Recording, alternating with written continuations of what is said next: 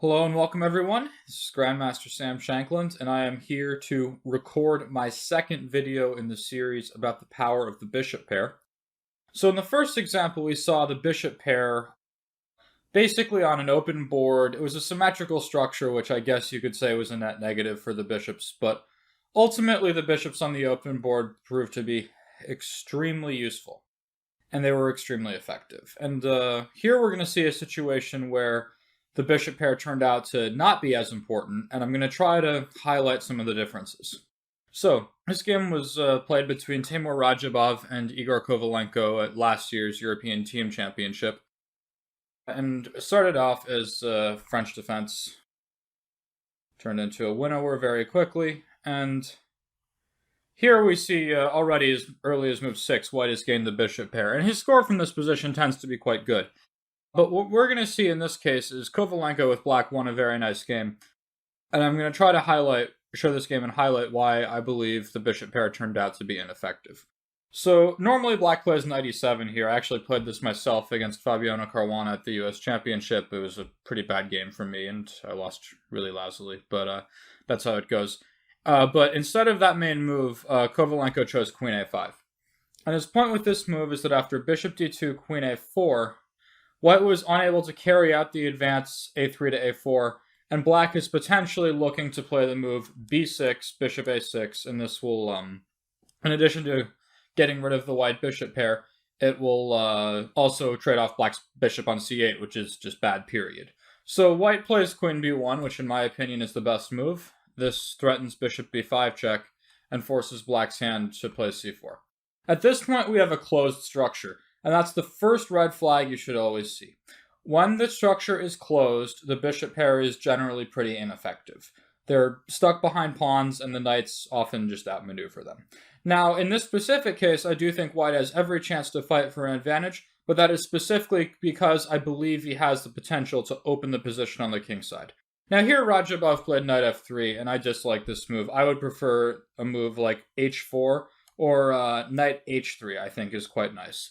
And the point is for white to play knight f4 and knight h5 to poke some holes in the black king side. For example, if black were to continue exactly as he did in the game, knight c6, knight f4, bishop d7, and knight h5, here black could have some problems to solve, because the g7 pawn is under attack, and say he plays g6, after simply knight back to f4, white is ready to start playing h4, h5, and he's going to bust open the king side, and I think eventually his pair of bishops in extra space will start to matter.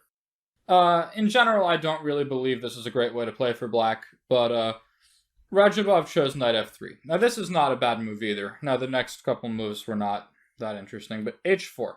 I think h4 in connection with knight f3 does not make a whole ton of sense, but we will see how the game proceeded. So bishop d7, h5. Now, black does not want to allow white to play h6, so he plays it himself. And here, this is the point where I really started to take issue with Radjabov's play.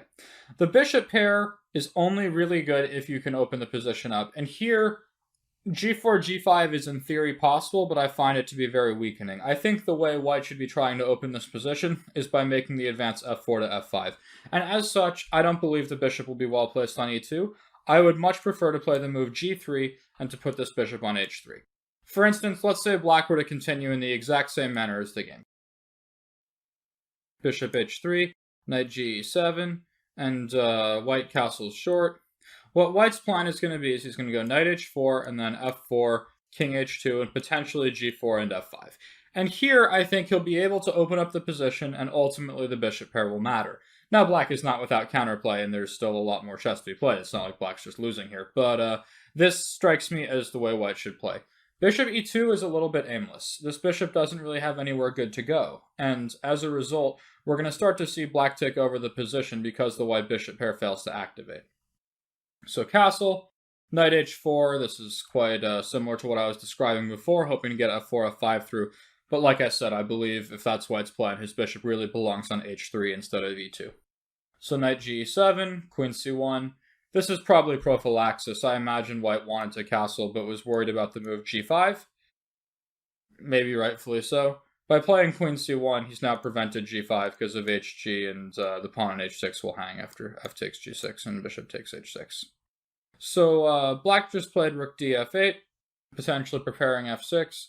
And again, white just sort of started to falter around here. Bishop f4 strikes me as weird. I would much prefer a move like castles. And after f6, we can play f4. And the position is going to start to open up. It might take a little while, but eventually it will. If black plays f5, you'll always have g4. And here I think the bishops can start to work. So I'm not really sure I get the point of bishop f4. And after queen a5, white actually felt the need to retreat the bishop to d2 directly. The threat to the pawn on c3 could also be defended by queen d2, but it's possible Radjabov was worried about the move g5 in response, because after takes, white can no longer take on h6 on account of rook takes h6, queen takes h6, and the whole house falls down after queen takes c3 check. So bishop comes back to d2. And yeah, black could play queen back to a4 and just put the ball back in white's court, but Kovalenko was not in the mood for that, and he went ahead and played g5. Knight f3. So now this represents pretty poor play from Radjabov, period, not just with the bishop pair, considering he's now played bishop f4 back to d2 and knight h4 back to f3 in the first 17 moves without castling. But it all sort of goes to show that without having an actual mechanism to open up these bishops, they quickly became overpowered by the knights. So here black decided to open up the king side with f6. So e takes f6, rook takes f6. And here, we even have a semi-open position, but if you look at these two bishops, they have a very hard time finding active squares. For example, this diagonal, h2 to g8, looks really, really enticing. But the problem is the bishop on d2 has absolutely no way to get there. If he could somehow play bishop f4, bishop g3, and then queen d2, I think white would be much better. But as is, that's just not happening. And this is because black got g5 through. So again, this sort of represents, in my opinion, bishop f4, I think, on the first place was a really lousy move. And as a result, white was unable to properly open the position for his bishops. Now you could say, well, white can still break with f4 at some point. And yeah, that's true, but black has the square pretty well under control. And as we'll see, it never really happens. So castles, and now a very strong move from Kovalenko, queen c7. So what white really needs to do is get these bishops activated, open up some diagonals, find targets for them. But this bishop on e2, blocked by his own knight, if the knight were to move away, he could get to g4. But as soon as this knight moves away, he'll have to worry about the advance e5, which makes moving the knight very problematic. It can't do anything this way. This bishop on d2 is stuck this way, stuck this way. None of these bishops are really doing anything active because black's structure is restricting them so effectively. So white tried knight h2, which is a pretty logical move. He wants to play f4, and he's potentially preparing for bishop g4. If white could play something like bishop g4 and then f4, all of a sudden his bishops will really start to make sense. The bishop on g4 will point at the weakened e6 pawn, and then after f4, the bishop on d2 will get out, and I think white will have a very decent position. But unfortunately, he's just not really in time for this. So knight f5 is a very good move from black, improving the knight. And most importantly, he's noticing that if white were to ever try f4, black will always have the response knight g3, which concretely wins material. So white tried knight g4, rook ff8, and again, Radjabov started to falter around here. He played queen b2, which is another move I don't really understand. It's hard to really suggest a move for white, but if I had to, I would maybe think of a move like g3 just to play king g2 and f4, but it seems pretty lackluster. Another possibility would be rook e1, just anticipating e5. Still, I don't really like white's position. So queen b2, and now another strong move from Kovalenko, which shows the power of the knights over the bishops, and I'd like people to pause their videos and see if they can figure out what that might be. Alright, so I'm going to keep going, so please keep them paused if you want more time to think, but Kovalenko chose knight d6.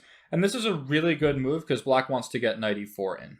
And then that puts pressure on this d2 bishop, and after the way the game went, rook a e1, knight e4, bishop c1. Here black played bishop e8, taking the pawn on h5 for absolutely nothing, pretty much. But he also could have considered queen a5.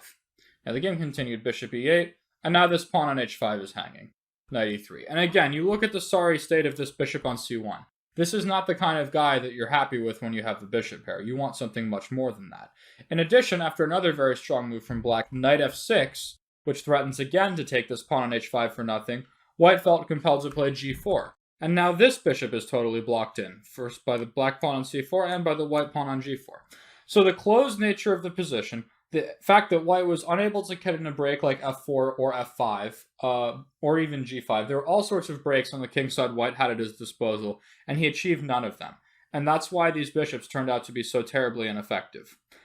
Just like we saw in the Boris Gelfand game with the extra space, once Gelfand's knight got to g3 to attack the f5 pawn, he had done his job and then could come back. Similarly, this knight on f6 has now provoked a pawn to g4, and it simply went straight back to e4.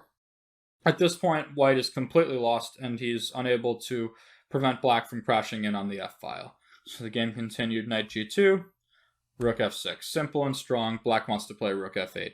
And if white could somehow get f4 through, he'd be okay, but unfortunately he just can't. There's always problems with rook f8 and knight g3 and things like that. So after bishop d1, rook f8, f3, things have clearly gone wrong for white, and now Kovalenko finds the way through with queen g3. Now, I doubt Radjabov missed this move, but his position was just difficult, so there was really nothing he could do. At this point, it's also very clear that the queen on b2 is seriously misplaced and unable to aid in the defense. So at this point, f takes e4 would win the knight and looks natural, but unfortunately black has a winning move here. That actually took me a second to see when I was watching the game live, but not that long. So if anyone wants to pause their video and see if they can figure out what black should do. Okay, so keep your videos paused because I'm going to keep going. Black should play rook f2, and now this queen takes g2 is just going to be mate, and white has basically nothing to say about that. So instead, white tried bishop e3. I guess he is threatening f takes e4 now, and if black were to be foolish enough to retreat the knight, maybe white could get back in the game. But black, of course, sacrifices an exchange on f3. And after bishop takes f3, rook takes f3. Here, black's an exchange down, but he's up one pawn. He's quickly gonna win two more on g4 and h5. And the bishop pair is now gone because it got exchanged off for that exchange. And we notice that at no point during this entire game did the bishops ever perform an active role. And that's because they were unable to find open lines and good targets. And it's largely because of the pawn structure was A, closed, and B, white lost his chance to open it in the right way because his play in the early middle game allowed black to get g7 to g5 through without allowing moves like h takes g6 or f4 or things like that could open up the position. So here, the game didn't last much longer. After rook f1, queen takes g4, queen a1, queen takes h5. Black now has a knight and 3 pawns for a rook, and that knight on e4 is gorgeous. So rook f8, pretending to be active, but it doesn't really work. King d7, queen e1, king e7, strong move, pushing this rook around. And after rook f1, queen h3, bishop f2, bishop h5. With this bishop soon to land on f3, Radjabov had decided he had seen enough. So this was an example of a game where the bishop pair did not matter at all, specifically because it was unable to become active. While we saw in the first game, while they were active and on an open board and with good targets, the bishop pair was absolutely devastating.